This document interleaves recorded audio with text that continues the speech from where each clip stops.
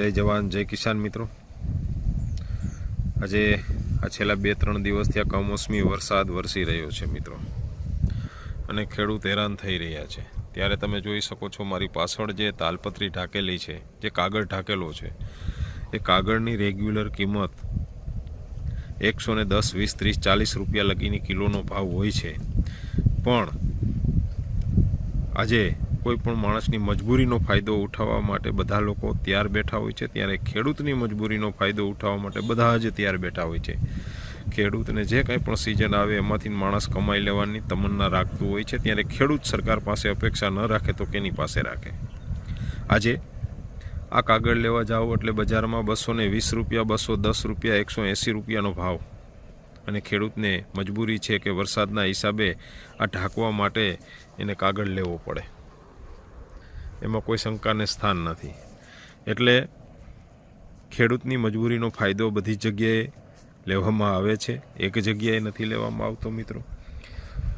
खेडूतने ज्यारे urea नाखवानो time थाय त्यारे यूरिया लेवा जाए एटले नेनो फरजियात आपे छे। एटले कोई एवुं कहेतुं होय के भाई यूरियामां नेनो नथी देता अने राज्य सरकारनी मनाई छे, ना, खेडूतने लूंटवामां आवे छे अने खेडूत एमां लूंटाय छे। अने ज्यारे तंगी होय, तंगी उपर खेडूतों माटे तंगी होय के डीएपी जोतुं होय के एनपी जोतुं होय तो एमां पण तमने 2 ठेली एक सागरी काके ओલું આપવામાં આવે છે। એટલે ખેડૂતનો એમ કહી શકાય કે ખેડૂત ક્યાં નથી લૂંટાતો, ખેડૂત બધી જ જગ્યાએ લૂંટાય છે। પણ ખેડૂત અન્નદાતા છે, જગતનો તાત છે, જે ક્યારેય એવું વિચારતો નથી કે ક્યારેય કોઈનું શોષણ નથી કરતો।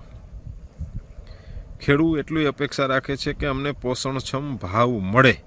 એ ક્યારે મળશે કે જ્યારે સરકાર જે ટેકાનો ભાવ જાહેર કર્યો હોય એ ટેકાના ભાવથી નીચેની ખરીદી ન થાય તો ખેડૂતોને પોષણક્ષમ ભાવ મળે, અને તો એપીએમસી વાળા એમ કહી શકાય કે તે પોષણક્ષમ ભાવ આપવામાં ખરા ઉતરા છે। બાકી તો બધા જ મામા કંસનો દરબાર જેમ કીધું એવી રીતના મામા કંસનો દરબાર જ છે મિત્રો। ખેડૂત લૂંટાય છે, લૂંટાય છે ને લૂંટાય છે।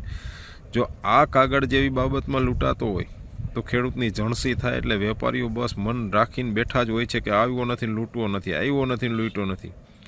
એટલે માન્ય રાજ્ય સરકારશ્રીને મારી નમ્ર વિનંતી છે કે જે આ કમોસમી વરસાદમાં જે ખેડૂતોને નુકસાની થઈ છે એના સર્વે તો આપ કરાવશો, પણ ઓલ ગુજરાતની અંદર નુકસાની છે, જિલ્લા તાલુકા લેવલે નુકસાનીઓ છે।